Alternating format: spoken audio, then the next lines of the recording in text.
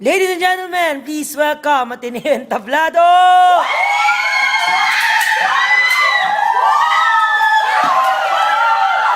Inyong lahat, magandang hapon sa inyo! Magandang hapon! Kami po pala ang Ateneo Entablado, entertainment para sa tao! Bayan! Lansangan! Diyos!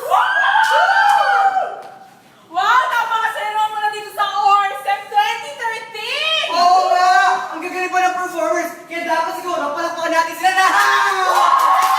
Kami ORSEM nga, para sa matong ORSEM na to? Bakit natin kailangan gawin to? Ano ka ba? Duman ka na rin dito eh. Ang ORSEM ay para sa mga freshies, para ma-introduce sila sa kultura ng Ateneo. May freshies ba dito? Sinong freshies dito? Freshie! Wow! Jesus! Di naman papasa yung mga yan eh. Siya! At lahat sila! Di yun papasa! Hey! Galing yun! Hoy, baka na lang, teka mo. Yan, magagaling yan, hindi yan babagsak. Sabi nga ni Rizal, nasa kabataan ang pag-asa ng bayan. Nasa kabataan ng pag-asa ng bayan! Sila ang kabataan na tinutukoy ni Rizal, ang mga freshies natin ngayon. Paano natin mapapakita sa kanila yung ito? Siyempre, mapapakita natin sa kanila sa ating pagtatanghal.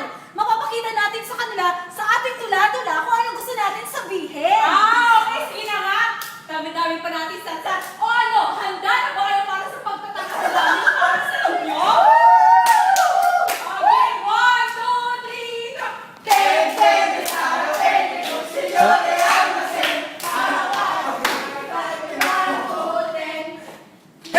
Heto na ang pinakahinto na lahat! Heto na! Edukasyon! Edukasyon para sa lahat! Edukasyon para sa kabataan!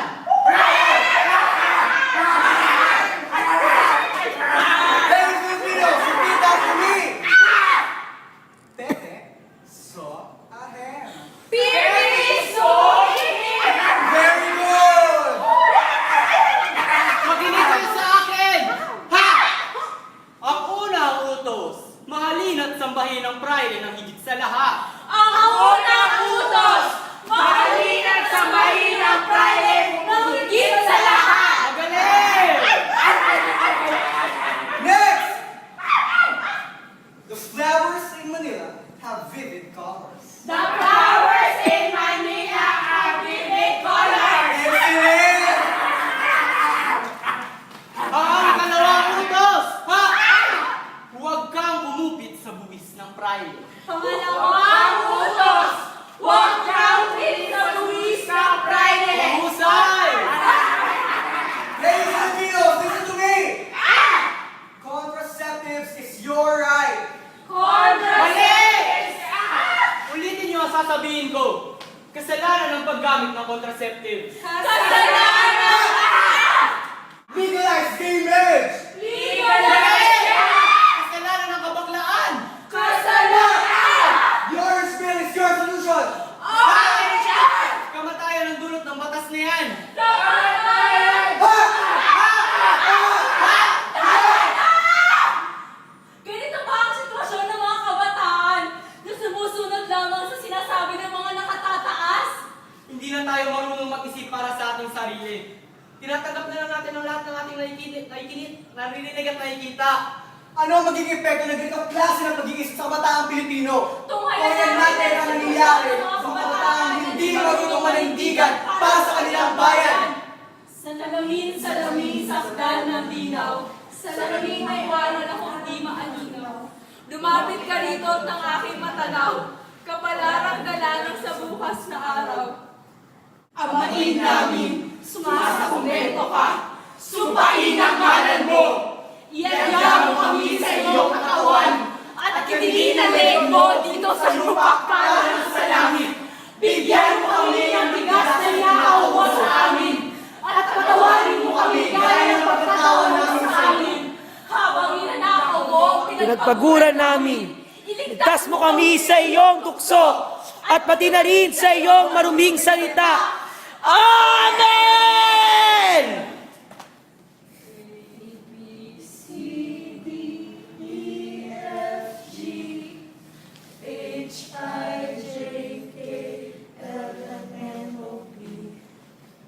Q, R, S, T,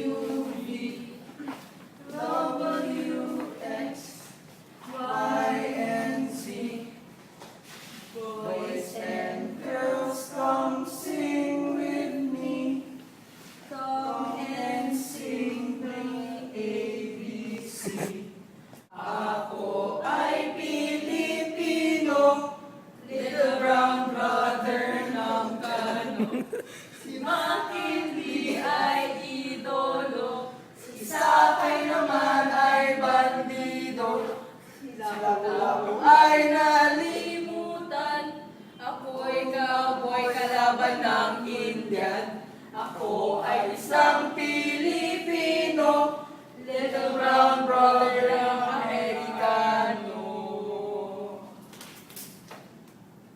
Nasa kabataan ang pag-asa ng bayan? Pag-asa? Pag-asa nga ba?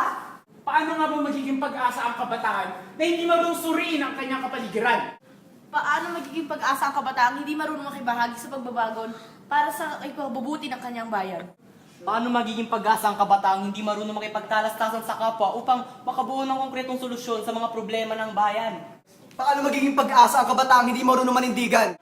Eh, para saan pa ba ang mga yan? Para sa ilang bayan! Bilang kabataan, kailangan natin suriin ng mabuti ang lahat ng mga isyong nakita at naririnig natin. Maging aktibo tayong mga mamamayan. Pero paano nga ba natin mapapakita kung paano gawin iyon? Makibahagi! Panindigan! Makipagtalastasan! Pende, Sara, pende, cuchillo de almacén, ahoga de caraba de patuten. Pende, Sara, pende, cuchillo de almacén, tayo na magsalamin at alamin. May ba? Taya! Taya! O paano ba yan? Tapos na ang aming munting dula-dulaan. Kayo naman! Kayo naman!